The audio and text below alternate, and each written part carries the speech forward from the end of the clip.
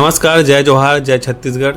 स्वागत है आपन के अपन चैनल हिंदुत्व टीवी में और हमार खास कार्यक्रम मुद्दे की बात में आज हमार साथ हवे कुरुद के पूर्व विधायक जो चर्चित सीट है छत्तीसगढ़ के ओकर पूर्व विधायक लेखराम साहू जी हमारे साथ में उपस्थित हवे और वर्तमान में अभी ओवैसी समन्वयक के रूप में अपन दायित्व वो निभावा थे।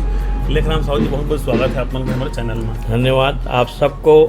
हिंदुत्व टीवी जो आप लोगों ने खुला है और बनाया है, इनके लिए आपको बहुत बहुत बधाई, शुभकामनाएं। और मैं चाहता हूं कि आप खूब आगे बढ़ो, तरक्की करो, ये मेरी शुभकामना है कुरुद विधानसभा की ओर से और पूरा राष्ट्रीय समन्वयक पिछड़ा वर्ग नई दिल्ली होने के नाते कि आप को पुनः बहुत बहुत बधाइयाँ जी। लेखराम भैया, आप मन कुरुद से विधायक रहे हो तो बड़े हाई प्रोफाइल सीट है। चुनाव कितना कठिन रही से उस समय के दौर में, ओला अपन बताओ। उस समय चुनाव इतना आसान नहीं था, क्योंकि उस समय का चुनाव में जो हम उनके साथ लड़े या हमारे साथ लड़े अजय चंद्राकर जी, उस समय कैबिनेट के दमदार मंत्री थे और मुख्यमंत्री के बाद सेकंड नंबर के कोई मंत्री में गना जाता था वो अजय चंद्राकर जी। आज भी गना जाता है उनको, ये बात तो है, उसमें क्वालिटी है। ऐसे व्यक्तित्व थे वो और दमदारी से वो बोलते भी थे और दमदारी के कारण ही आज उनको पहचानते हैं। आप विधानसभा में भी देख लीजिए, अच्छा से बात करते हैं, वो मुद्दा उठाते हैं। वैसे अपन भी उनको हराने के बाद विधानसभा जब पहुँचे तो छत्तीसगढ़ प्रदेश के मुद्दा हो, चाहे विधानसभा धमतरी को हो, कुरुद का हो, जिला का पूरा मुद्दा या छत्तीसगढ़ प्रदेश का मुद्दा हमने विधानसभा में लगातार उठाया था। उनके हमारा भी आवाज़ गूंजता था और किसान नेता के रूप में जाने जाते थे जी। आपके साथ में उस समय आपको बता दूं, भारतीय जनता पार्टी सरकार बनाने के लिए एक वादा किया था। ये वादा किया था कि हम समर्थन मूल्य के रूप में 300 रुपया बोनस देंगे। रमन सिंह जी जब मुख्यमंत्री बने चुनाव जीतने के बाद बोनस के चक्कर में सरकार आ गया जी। हम लोग पीछे हो गए, कांग्रेस पार्टी उस बोनस के चक्कर में। लेकिन सरकार बनने के बाद मुख्यमंत्री रमन सिंह जी ने एक गांव सिर्फ किसानों को जीतने के बाद दिया, उसके बाद देना ही बंद कर दिए, बोनस देना ही बंद कर दिए। कहते थे भाई चुनाव आ गए बोनस, चुनाव आ गए बोनस, और चुनाव गुजरने के वास्ते कोनस की पब्लिक और किसान को कहने लगे। तो मैंने इस मुद्दा को विधानसभा में माननीय डॉक्टर रमन सिंह के पास लाया, उठाया। मैं बोला भाई आपने वादा किया था, घोषणा पत्र था, आपको 370 रुपया देने का वादा था। और एक बात ये, उनके लिए धन्यवाद। लेकिन हम चाहते हैं कि जिनके बदौलत, किसान मजदूर के बदौलत आप सरकार में बैठे हैं, उसको लगातार दो। उनका यही कहना था हमारे पास पैसा नहीं है, हम कहाँ से देंगे, वैसा देंगे। मैं बोला डॉक्टर साहब ये मुद्दा नहीं चलेगा, ये बात नहीं चलेगा, ये बहाना नहीं चलेगा। सरकार आप बनाए हैं और जिस पब्लिक ने आपको जिता कर लाया है, जिस उम्मीद से जिता कर लाया है, जिस किसान ने आपको जिता कर लाया है, उनको आपको 370 रुपया देना पड़ेगा। और नहीं दोगे तो मैं आपका कुरुद विधानसभा धमतरी जिला में कभी कार्यक्रम को होने नहीं दूंगा। मेरे विधानसभा के अंतर्गत वो आए, उस समय विधायक में था और एनीकेट का उद्घाटन था, खट्टी एनीकेट का उद्घाटन था, वह बना हुआ था। उनके उद्घाटन में आए तो हमने 300 गाड़ी बैला लेके उनके पास गए, मांग किए और हमारे साथ साथ वहाँ के जनता और हमारे कार्यकर्ता, सभी कार्यकर्ता और आसपास के पूरा जनता, किसान, चाहे भाजपा का रहे कांग्रेस ने, सब मुद्दा को उठाए। हमने अलग मंच बनाया था, अलग मंच से हमारा जाने का था, लेकिन प्रशासन ने हमें बीच रास्ता में रोक दिए। लेकिन वहाँ जो हमारे किसान बैठे थे उसके सभा में उन्होंने चिल्ला के कहा, डॉक्टर साहब आप 300 रुपया बोनस देने की बात कहा था, 300 रुपया बोनस, 300 रुपया का बोनस दीजिए किसानों को, तब सभा होगा। फिर हल्ला करने के बाद उसका सभा नहीं हो पाया, वापस उनको जाना पड़ा। जी। उसके बाद उसका असर ये हुआ कि पूरा क्षेत्र में, पूरा प्रदेश में उनका घेराव हुआ। उनके बाद वो कांकेर में नरहरपुर गए थे, वहाँ के जनता किसान भिड़ गए, उनका घेराव किए। बिलासपुर गए थे, अंबिकापुर, हर जगह उनका घेराव हुआ। तो घेराव होने के कारण कैबिनेट के उनके मंत्री लोग कहे कि डॉक्टर साहब किसान उद्वेलित हो रहा है, हमको 300 रुपया का बोनस उनको देना चाहिए। फिर उस समय वो कैबिनेट में पास करके 300 रुपया का बोनस शुरू किया, तब मिला। तो ये संघर्ष हमने किसानों के लिए किए और आज भी हम करते हैं। ऐसा नहीं कि हम विधायक नहीं तो संघर्ष नहीं करते हैं, आज भी करते हैं, हमारा काम ही है। अगर हमको पार्टी ने एक बार विधायक बनाया है तो संघर्ष के लिए बनाया था और जीवन भर जब तक हम रहेंगे संघर्ष करते रहेंगे। गरीब इंसान जो जिनका भी काम ज़रूरत है हमारे पास आता है, उनके लिए हम प्रशासन से बात करते हैं, मंत्री से बात करते हैं, जो भी समस्या है उनको हल कराने का हम प्रयास करते हैं। लेखराम जी, उस समय जो 4 लोग और थे लेखराम साहू के नाम से, जब उनको द्वारा फॉर्म भरा गया तो आप क्या सोचे कि ये किस लिए किया जा रहा है, कि कितना मजबूती के साथ आप वहाँ आप लड़े हो? 4 लेखराम जी के नाम से वो जो खड़ा किए थे ना जी, उसमें भी हमारा बहुत सारा वोट कटा जी।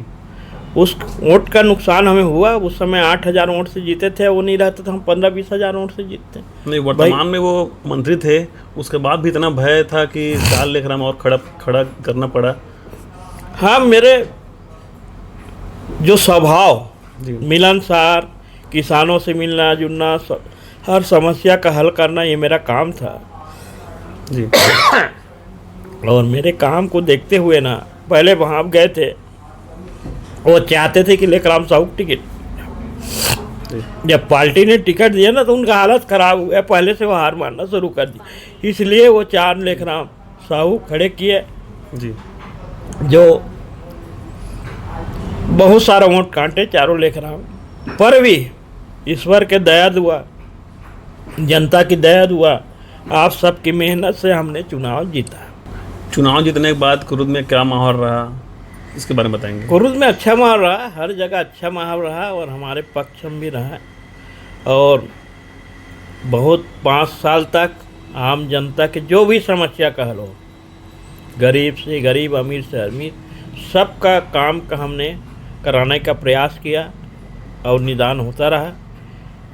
हाँ, अटकाव वाले बात होते थे, उनकी सरकार थी, वो वित्त आयोग के अध्यक्ष थे, अधिकारी चमकाते थे, पर भी अधिकारी उनका नहीं सुन के हमारा काम करता था। अपन भी धरना आंदोलन, विपक्ष का काम रहता है, धरना आंदोलन करो और अपना काम करो।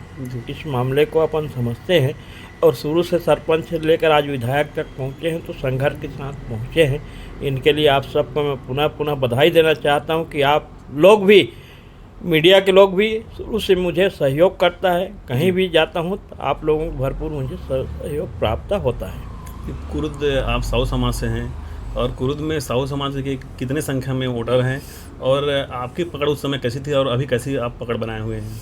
कुरुद में बहुत अच्छा पकड़ है साहू समाज में। साहू समाज के अगर मुझे, मैं शुरू से, देखिए, मैं पहले सरपंच रहा जी, सरपंच से मंडी डायरेक्टर से मुझे विधायक बनने का मौका मिला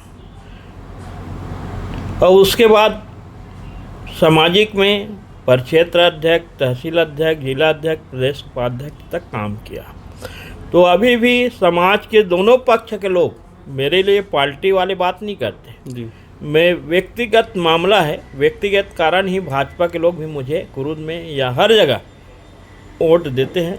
इनके लिए मैं उनको धन्यवाद देता हूं कि मेरे समाज के लोग मुझे खुलकर बहुत सपोर्ट करते हैं, हमेशा सपोर्ट करते हैं। उस समय आपने जब विधायक रहे आप, तो कौन कौन सा आप कार्य किए हैं, कितना मुश्किल था, क्योंकि वर्तमान में आपकी सरकार नहीं थी, कौन कौन से विकास कार्य किए हैं आप वहाँ? वहाँ बहुत सारा विकास कार्य हुआ। मेरा गांव खारू नदी से जुड़ता है जी, जो कि सिलौटी से रीवा गहन बेल्हारी जाम गाँव, वो खारू नदी है। वहाँ मेरे गांव के आगे में 5 करोड़ का उस समय पुल बनाया था जी। पुल स्वीकृत हुआ, पुल बन के तैयार हो गया, पुल बना, बढ़िया उद्घाटन हुआ। और जो धमतरी जिला इवन दुर्ग जिला को जोड़ने का काम आ रहा है। आज भी बस चलता है, वहाँ आने जाने वाले लोग बहुत सारा है। हमारे गांव में कॉलेज खुलने के लिए उस समय हमने प्रस्ताव भेजा था जी और प्रस्तावित होके वेरिफिकेशन हो गया था जी।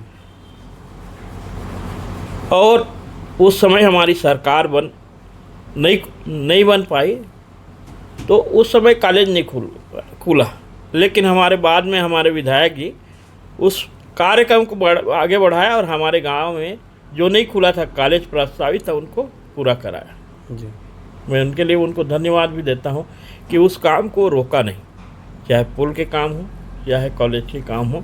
वैसे विभिन्न क्षेत्र में बहुत सारा काम हुआ है, रोड, सीसी रोड से लेकर सामुदायिक भवन, किसान सेट पूरा काम जो अपने फंड के साथ साथ राज्यसभा फंड और प्रशासन के फंड से होता था। उस समय हमारे ज़िला में जी पिछड़ा वर्ग जिला में घोषित था ये धमतरी जिला।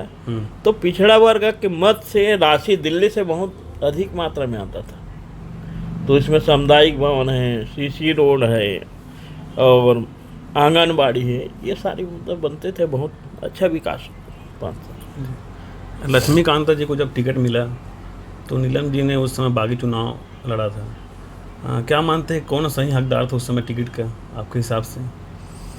अब कांग्रेस पार्टी है, जैसे हम मेहनत कर रहे हैं वैसे सभी लोग मेहनत करते हैं। नीलम भी मेहनत किया, लक्ष्मीकांता भी मेहनत किया, हम भी मेहनत किए। हम भी मांग के थे टिकट का, नीलम भी मांग के थे टिकट का, उनको नहीं मिला, तीसरे को मिल गया जी। तो टिकट ये तो राष्ट्रीय स्तर की बात होती है, राष्ट्रीय नेताओं की बात होती है और बहुत सारा समन्वय बिठाना पड़ता है जी कि महिला को देना है, पुरुष देना है, पूरा जिला का बात नहीं रहता, ये तो प्रदेश का बात रहता है। प्रदेश में कितना सीट में महिलाओं को लड़ाना है ये तय होता है। पहले भी दीपा साहू यहाँ से लड़ते थे, वो तो मेरा उस समय पहले हम लोग धमतरी विधानसभा में आते थे जी।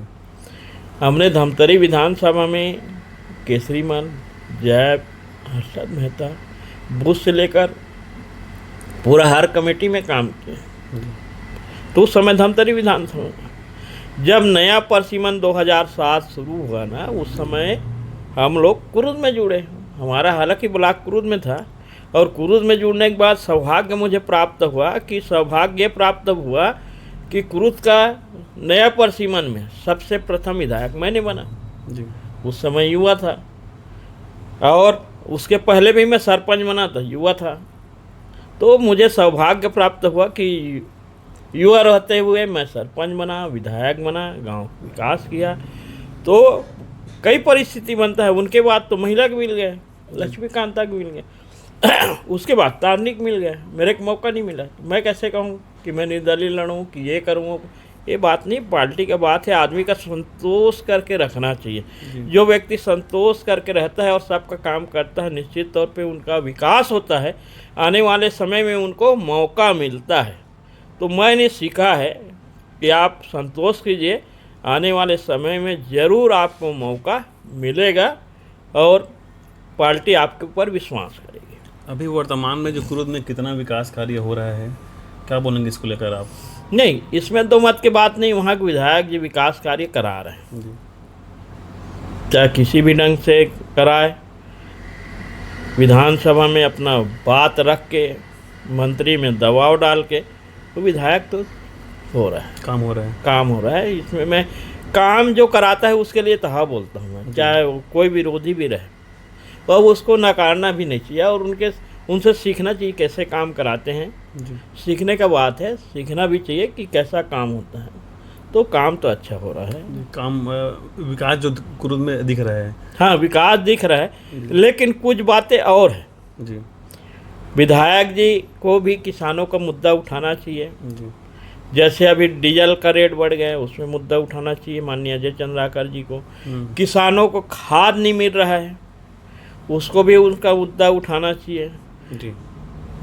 पहले 5 साल पहले जो भूपेश जी की सरकार थे, एक नारा दिया था, बिजली बिल हाफ, किसानों के कर्जा माफ जी 24 की घंटा के अंदर कांग्रेस सरकार ने पूरा किया। उस समय बिजली बिल हाफ हो गया, पब्लिक संतुष्ट थे, उनको फायदा हुआ, कर्जा माफ हुआ, किसानों का उन्नति हुआ, सोना चांदी लिए, ट्रैक्टर लिए, बहुत सारा विकास हुआ। लेकिन अभी जो साय जी सरकार हैं, एक किसानों का के लिए एक षड्यंत्र कर रहा है। कैसे षड्यंत्र बताइए। पिछले समय 5 साल कांग्रेस सरकार था, कभी खाद में कटौती नहीं किया था। जी 2 बोरा डीपी, 2 बोरा यूरिया, 2 बोरा राखा, 2 बोरा पोटास, जितना भी लेना चाहे लेते थे। जी क्योंकि मैं भी किसान हूँ, कुरुद विधानसभा सिलौटी गांव किसान है, मेरे भी 100 एकड़ ज़मीन है और भरपूर मात्रा में मिलता था 5 साल पहले। लेकिन अभी जब साय सरकार बन गया तो उसके बाद डीजल कटौती, डीजल में बढ़ोतरी, खाद में कटौती, खाद की रेट की बढ़ोतरी। ऐसा क्यों कर रहे हैं ये मैं पूछना चाहता हूँ आपके स्टूडियो के माध्यम। मुझे ऐसा लगता है कि पिछले समय भी सरकार किसानों का ध्यान नहीं लिया, जी शुरू से अनाकानी करते रहे, प्रशासनिक कसावट नहीं था, टाइम पास करते रहे, कभी सर्वर डाउन है, कभी ये डाउन है, कभी वो डाउन है, पूरा धान किसान नहीं बेच पाए, बीच में रोक दिए। जी उसमें हम लोग आंदोलन के धरना के हमारे प्रदेश अध्यक्ष दीपक बैच के नेतृत्व में, भूपेश बघेल के नेतृत्व में, टीएस बाबा के नेतृत्व में खूब धरना आंदोलन किए, धनेन्द्र साहब के नेतृत्व में। तब उस समय धान खरीदी का रेट भारतीय जनता पार्टी ने बढ़ाया, उसमें कुछ धान बिका। उससे पहले इस सरकार ने किसानों का धान खरीदना नहीं चाहता था, इसलिए किसानों के धान को कोचिया समझ के जब्ती बनवा रहे थे और किसानों के यहाँ तहसीलदार को भेज रहे थे, आरआई को भेज रहे थे, पुलिस वाले को भेज रहे थे, दबाव डाल के ये कहाँ से समर्पण आ गया भाई, समर्पण करवा रहे थे। कितना दुख की बात है, जिस किसान के भरोसा से आप सरकार में बैठे हैं उस किसान को आप कोचिया समझने लगे और उसके धान को जब्ती बना रहे हैं, उसके धान को आप समर्पण करवा रहे हैं, उसके धान को खेत को नापने जा रहे हैं, पटवारी को भेज रहे हैं, आरआई को भेज रहे हैं, लेकिन वो धान खरीदी नहीं किया।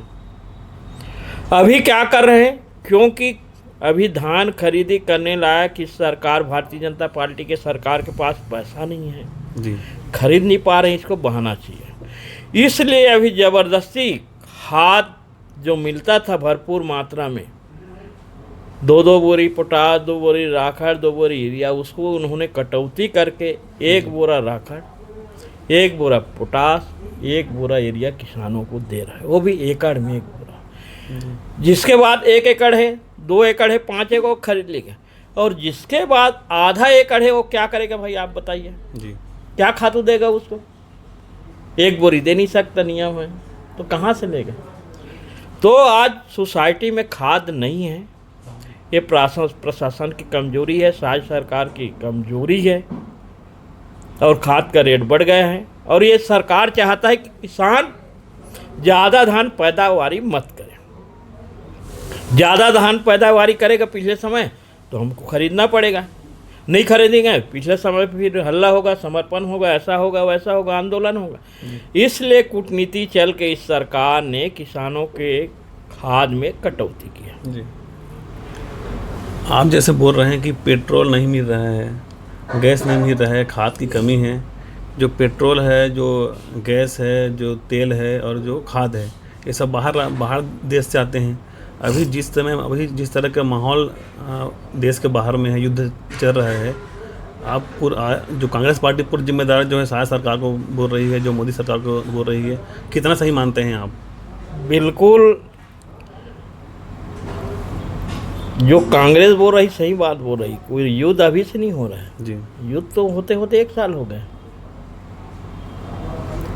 तो ये सरकार हमारे मोदी जी चाहे शायद ये ट्रम्प के पीछे क्यों पड़ा है? भाई आप दूसरे देश से मंगाइए ना, दूसरा देश तो तेल देने को तैयार है, खाद देने को तैयार है, आप क्यों नहीं मंगाना चाहते? किसानों के लिए तेल, खाद, ये आप क्यों दबाव में होंगे? तो ये कुल मिला के सरकार ट्रम्प के दबाव में, इसलिए अन्य देशों से न तेल मंगाना चाहता है न खाद मंगाना चाहता है। अगर मंगा तो स्थिति सामान्य हो जाएगा। आपने कहा कि कुरुद में विकास हुआ है, तो क्या आने वाला चुनाव जो रहेगा वो विकास बनाम कांग्रेस रहेगा? क्या कौन से मुद्दे को लेकर आप वहाँ चुनाव लड़ेंगे? मैं वो विकास की बात नहीं कर रहा हूँ जिस ढंग से होना चाहिए। आज देखिए, विकास की बात करते हैं ना, विकास होता तो वहाँ के सरपंच लोग आंदोलन नहीं करते। अभी जी बता दूं, आज जो विकास के ढिंढोरा पीट रहे ना अजय चंद्राकर जी या साय जी की सरकार, तो आज 46 सरपंच कल एक जगह बैठक करके उन्होंने अल्टीमेटम दिया सीओ को, प्रशासन को, कि हमारा सुना नहीं जा रहा है, हमारे लिए ग्राम पंचायत के लिए कोई काम नहीं आ रहा है। जी इसके पहले वो इस्तीफा देने को तैयार है भारतीय जनता पार्टी के सरपंच, ये सारी सरपंच। अभी भारतीय जनता पार्टी के सरपंच अध्यक्ष बने टिकेश्वर साहब, उनके नेतृत्व में बैठक हुआ। अध्यक्ष उपाध्यक्ष पूरा उनके थे और उनके नेतृत्व में बैठक हुआ। वो इस्तीफा देने को तैयार है, हमारे कोई सुना नहीं जा रहा है इस सरकार में, जी तो हम इस्तीफा देंगे। हमारे साथ चाहे कलेक्टर हो, चाहे सीओ हो, जो जिला सीओ हो, चाहे जनपद सीओ हो, कोई बात करने को तैयार नहीं है। आज तक 2.5 साल के अंतराल में हमने एक भी काम नहीं कराया, एक नारियल भी नहीं फोड़े हैं वहाँ के सरपंच। ये स्थिति है, आज खराब हो गई स्थिति, बहुत स्थिति गंभीर है वहाँ। जी बात करेंगे पिछले चुनाव में जो तारनी चंद्राकर द्वारा जिस तरह का माहौल बनाया गया, जिस तरह का मतलब माहौल था वहाँ, प्रियंका गांधी भी वहाँ आई हुई थी और 4 दिन में ऐसा क्या हुआ कि चुनाव हार गए कांग्रेस? अब वहाँ का स्थानीय मुद्दा रहता है जी, अब जो भुना लिया वो जीत गया, नहीं भुनाया वो पीछे हो जाता है। चुनाव का मुद्दा तो एक दिन में बदल जाता है ना, जी चुनाव का मुद्दा एक दिन में बदल जाता है। क्या मानते हैं कमी, आप कहाँ पास चूक हुई कांग्रेस में? कांग्रेस पार्टी में चूक कहीं नहीं हुआ, लेकिन कहीं न कहीं चूक के कारण ही हम पीछे रहे। जी अभी अंदर की बात है, चाहे कुछ भी कहे, जैसा भी कहे। जी आप मन के कहाँ सहयोग रही कुरुद चुनाव में? हमारा भरपूर सहयोग था। हम लोग तो जिस क्षेत्र में थे उस क्षेत्र से ज़्यादा जिता के लाए। जी जिस क्षेत्र में थे हमारे भखारा बेल्ट से ज़्यादा वोट से जीत के आए। वो तो अपने ही जिला पंचायत में पीछे रहे, अपने कुरुद में पीछे रहे, बाकी जगह तो उनका अच्छा समर्थन मिला, जीत के आए, कोई दिक्कत नहीं है उसमें। लेकिन कहीं न कहीं हम लोगों को कमी रहा, इसलिए हम लोग हार गए चुनाव। लेखराम साहू जी, आप बहुत वरिष्ठ हो, मैं ये जानना चाहूँ कि साहू से जो समाज बढ़ रहे थे कि पार्टी जो वो मतलब बढ़ रहे थे? देखिए, अलग अलग जगह का अलग अलग महत्व है। समाज के समाज में समाज बड़ा होता है, समाज का महत्व अलग होता है, और पार्टी का महत्व पार्टी में अलग जगह होता है। कांग्रेस से जुड़े हैं, सरपंच लेकर हमें विधायक बनाया है, तो आज कांग्रेस पार्टी नहीं होता है। दूसरा, हम समाज का सहयोग करते आए हैं, बचपन से सहयोग करते हैं, पर क्षेत्र तहसील से लेकर प्रदेश स्तर तक सहयोग करते आए हैं। क्योंकि जैसे समाज के लोग जैसे बोलते हैं कि हमारे समाज के लोगों को टिकट मिलना चाहिए, लेकिन टिकट मिलने के बाद वही समाज 2 पार्टियों में बढ़ जाता है। अब देखिए, उसमें ऐसा होता है, दोनों तरफ है, कांग्रेस में भी भाजपा में। जी 10 भाजपा के लोग हैं, 10 कांग्रेस के लोग। जी लेकिन बाकी लोग तो सामान्य है ना, जी सामान्य लोगों से तो सहयोग करते हैं। कुछ पार्टी के प्रति संपत्ति रहे वो भी देता है, और जिसको नहीं भी रहता वो भी नहीं देता। तो व्यक्तित्व के ऊपर रहता है, व्यक्तित्व के कारण ही हमने चुनाव जीता है। निश्चित तौर पे हमें बहुत सहयोग मिलता है समाज का, केवल साहू समाज का नहीं, सभी समाज के हमें सहयोग प्राप्त होता है, जी तब जीते हैं। आने वाला जो चुनाव में आपने का तैयारी, विधानसभा लड़हू कि सांसद लड़हू? लोगन मन का चाहत के समय सांसद चुनाव आप मन लड़ो ऐसे करके? अब मेरा काम, मैं सोचता नहीं क्या लड़ूंगा, मैं तो यह सोचता हूँ किसका सहयोग कितना करना है। अगर कोई मेरे पास आता है आवेदन लेके, क्या है, अभी पेंशन की बात बता दूं, अभी आए थे हमारे बठिना वार्ड के लोग मेरे पास आए थे, उनको 6 महीना से विकलांग पेंशन, वृद्धा पेंशन नहीं मिल रहा था। तो उनको कल कलेक्टर महोदय के पास लाया था, और बहुत सारे पूरा जिला में, ऐसा नहीं हो बठिना वार्ड सरदार वल्लभ भाई वार्ड कि नहीं, मैं 2-4 लोगों को लेकर, लेकिन जिला में 6 महीना से आज पेंशन नहीं मिला है, पूरा प्रदेश में नहीं मिल रहा है 6 महीना से पेंशन जी। तो हमने लाया और बताया, देखिए हमारे कलेक्टर महोदय ने उनके बारे में सोचे, और मैंने मांग भी किया उसमें कि अगर पेंशन की राशि उस मद से नहीं आया, उसमें क्या है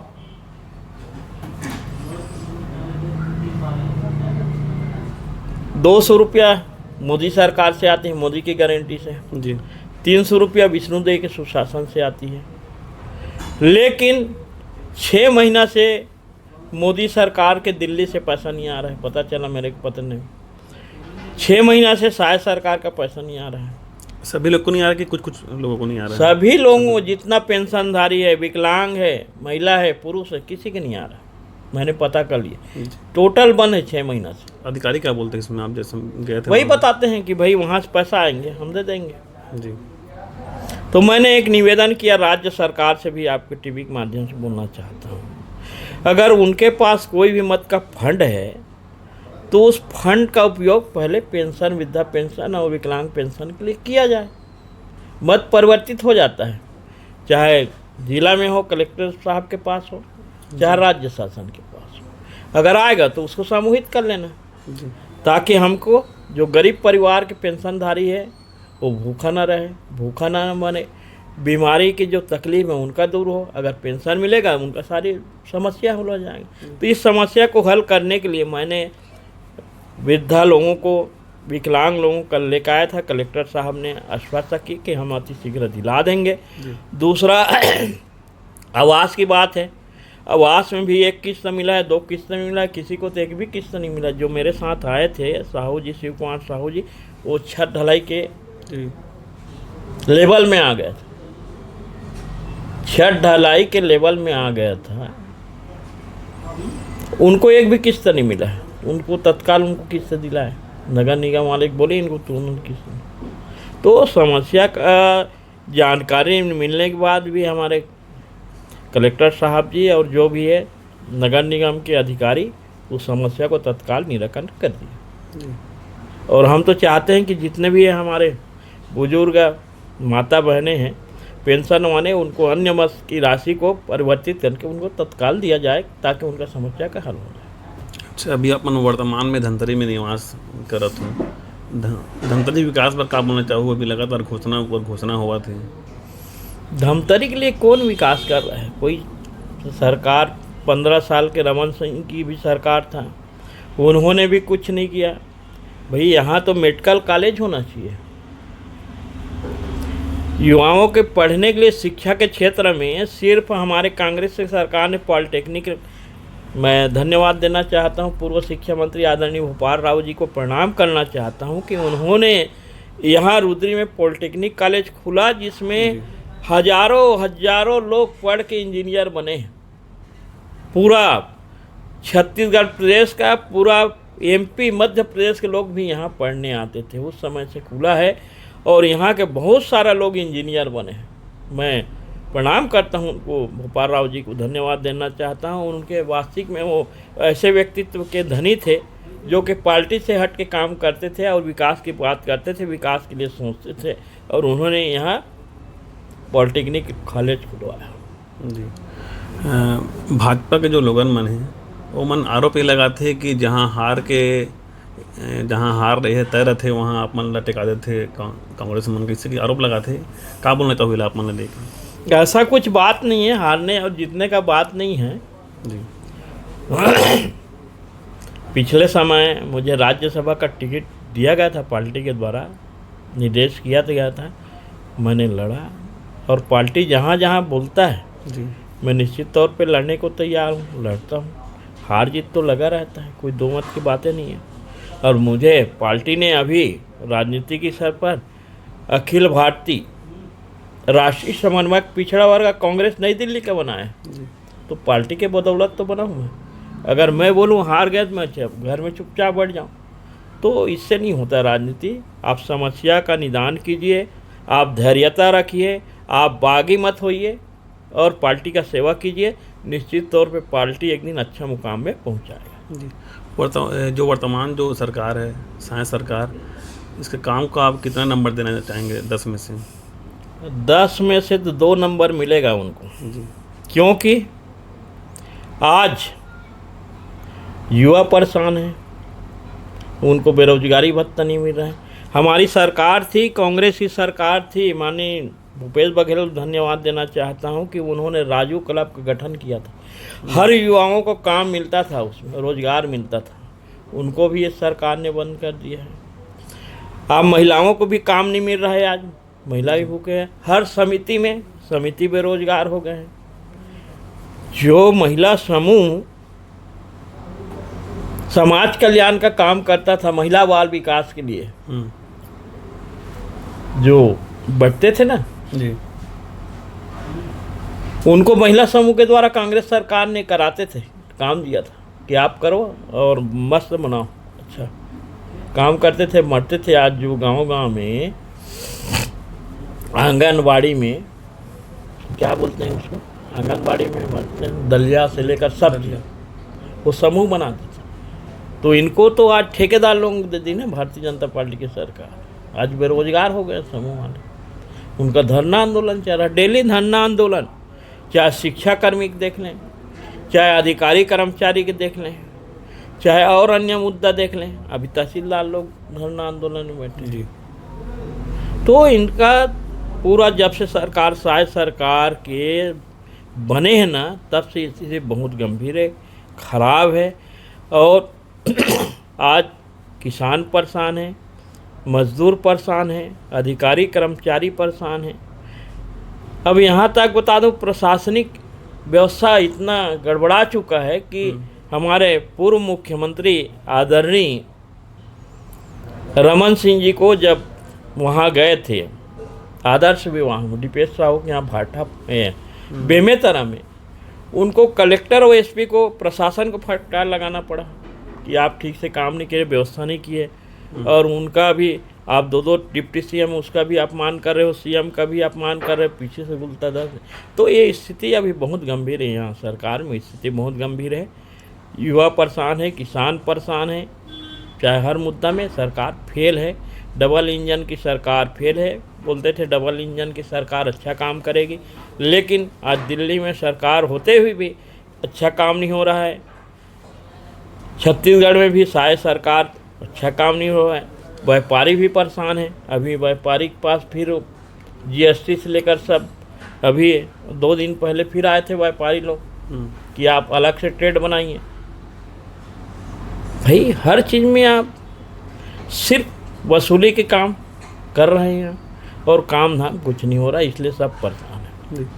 पूर्व में आपके सरकार रही से बहुत अच्छा काम करी, ऐसे लोग मन बोलते नरवा गरवा घुरवा बाड़ी के काम करीस, लेकिन महतारी वंदन की योजना सरकार ले का बोल लेकर आने वाला जो चुनाव रही इनमें का रही मुख्य मुद्दे? बहुत बढ़िया काम भूपेश बघेल की सरकार है। ये गोठान योजना खुले रही से उमे गाय मन एती तेती घूमे चरल जाए, किसान मन ला नुकसान होए, रात की चले जाए, शहर में रहे चाहे गांव रहे, गांव कोठा में नहीं रहती, लेकिन गोठान में जाके जरूर रहती, व्यवस्था कराती, खाद भी बनाती, मन उसके पेशाब की भी बिक्री होता था, पेंट वेंट सब बनता था। उस समय व्यवस्था अच्छा था, उनके लिए धन्यवाद देना। इनको ये बदला की भावना में सरकार ने बंद कर दिया। अभी खोल रहे दूसरे रूप से उस गोठान को जी।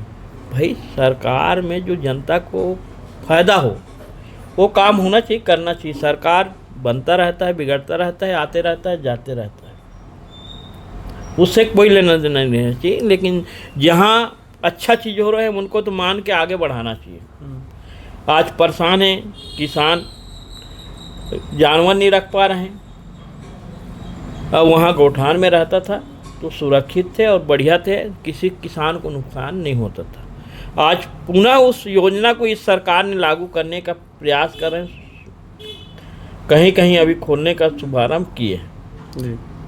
चलो दूर आए दुरुस्त है। इनके लिए भारतीय जनता पार्टी को धन्यवाद देता हूँ कि आप एक एक दो कर रहे हैं। पूरा एक को हटा के आप गोठान बनाइए हर जगह।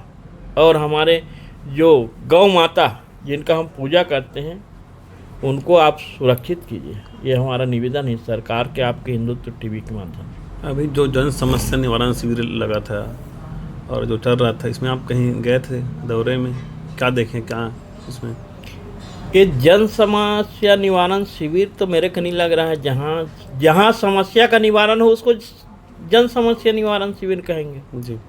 आपके पास आवेदन आ रहा है, नाम जोड़वाने का आवेदन आ रहा है, राशन कार्ड बनाने का आवेदन आ रहा है और बहुत सारे विभिन्न मुद्दा के आवेदन आ रहे हैं। खाद मिलने का आवेदन आ रहे हैं और कुछ भी नाले निर्माण करने का आवेदन आ रहे हैं, सीसी रोड बनाए। कोई समस्या का हल होने वाला नहीं है।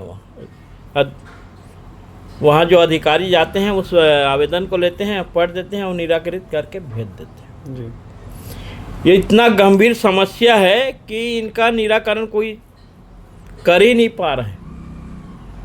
और जहाँ समस्या का हल ही नहीं हो पा रहा है तो उस सुशासन तिहार का मतलब क्या है बताइए? वो तो मैं देखता हूँ सुशासन तिहार तो ये फोटो भाजपा के नेताओं का फोटो खिंचवाने का एक मंच बन गया है जी। जाते हैं फोटो खिंचवा के आ जाते हैं। कभी किसी नेता ने बात नहीं किया कि किसानों को आज डीजल नहीं मिल रहा है, किसी नेता ने नहीं कहा कि किसानों को आज खाद नहीं मिल रहा है, किसी नेता ने भाजपा के नेता ने कहा कि डीजल का रेट बढ़ गया है कम करो, किसी भाजपा के नेता ने नहीं कहा कि किसान का खाद का रेट बढ़ गया है कम करो, किसी भाजपा के नेता ने उस मंच नहीं कहा कि महिला ने आए हैं जो अपना आवेदन लेके उनका समस्या का हल करो, उनका नाम जोड़वा, राशन कार्ड बनाओ। ये चीज़ तो होता नहीं है। जब यहाँ बैठ के अधिकारी अपने ऑफिस में नहीं कर पा रहे हैं, क्या 1 घंटा वहाँ कुशासन तिहार में काम कर लेंगे? कुछ नहीं, केवल दिखावा और ढोंगा ढोसला। वर्तमान सरकार जो है, जो अवैध कार्य जो भी वर्तमान में चल रहे हैं, जैसे अवैध शराब हो गया, जैसे रेत खदान हो गया, जैसे अन्य, इसमें कितना लगाम लगाए हैं? अभी लगा है। अभी 2 दिन पहले जब आप लोगों ने मुद्दा उठाया धमतरी जिला में जी। खरेंदा का मुद्दा, ये लोग तो रेत के मामला में इतना सातिर हो चुके हैं कि प्रशासन, जिला प्रशासन मौन है उनके सामने। वहाँ बड़े बड़े नेता लोग इन्वॉल्व हैं, इसलिए कोई वहाँ सुनते नहीं। जिला प्रशासन के लोग डरते हैं उनके कार्रवाई कराने के लिए जी। तो अभी जो खरेंगा में कंकाल निकला और उसके शमशान घाट को ही भारतीय जनता पार्टी वाले बेच रहे हैं रेत के लिए। कहीं कोई जगह सुरक्षित नहीं है, हजारों खदान हर जगह अवैध चल रहा है और वैध भी है तो पीठ पास नहीं दे रहे हैं जी। यहाँ के पुलिस वाले में उतना ताकत नहीं कि किसी गाड़ी को रोक सके। हाँ, यहाँ पुलिस वाले की इतना ताकत है कि अगर मोटरसाइकिल में जा रहा है तो उनको रोक देंगे, कार जा रहा है तो उसको रोक देंगे और बोलेंगे आपका लाइसेंस दिखाओ, हेलमेट दिखाओ। लेकिन वो हाईवा जा रहा है, उनके कार हाईवा को नहीं रोकेंगे कि आपका पीठ पास है नहीं, क्योंकि बड़े नेता के पास। यहाँ के पुलिस प्रशासन का काम यह है कि छोटे लोगों को परेशान करो। कोई लाइसेंस नहीं रहा है उनको परेशान करो, 500 रुपया फाइन करो। हेलमेट नहीं लगाए उनको 500 रुपया फाइन करो। मैं तो कहता हूँ आपके दमदारी है पुलिस विभाग में तो हाईवा खड़े कीजिए ना जी। परजूनी मोड़ में 150 हाईवा खड़ा रहता है, रात की आता है, लाइन से आता है, लाइन से। अगर बीच में घुसेगा तो मर जाएगा। मेरे घर के आगे कई बार बोल लिया, कोई उनके ध्यान में नहीं। ये जो रेत के जो मालिक मतलब होते हैं, जो रेत के जो मालिक जो ठेका जो लेते हैं, सत्ता सरकार तो बदलती है लेकिन रेत के मालिक वही रहते हैं। अब वहाँ बड़े बड़े लोग जुड़े हैं, मंत्री से लेकर मुख्यमंत्री के चैनल के जितने लोग हैं ना, मंत्री स्तर के, विधायक स्तर के, भारतीय जनता पार्टी के लोग सब जुड़े हुए हैं, सब मिल के चला रहे हैं। कांग्रेस इस मुद्दे को लेकर बड़ा आंदोलन क्यों नहीं करती? खदान के जो मुद्दा है कोई सुनने वाला नहीं है। कई बार आंदोलन हुआ, कोई सुनने वाला नहीं है।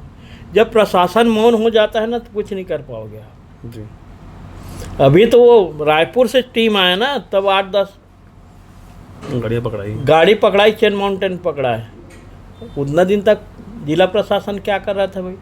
हर दिन शिकायत हो, हर दिन वीडियो बन रहा है, हर दिन आप तो दिखा रहे हैं, क्यों नहीं दिखाना चाहते? आने वाला जो सरकार है इसमें बदलाव कैसा होगा?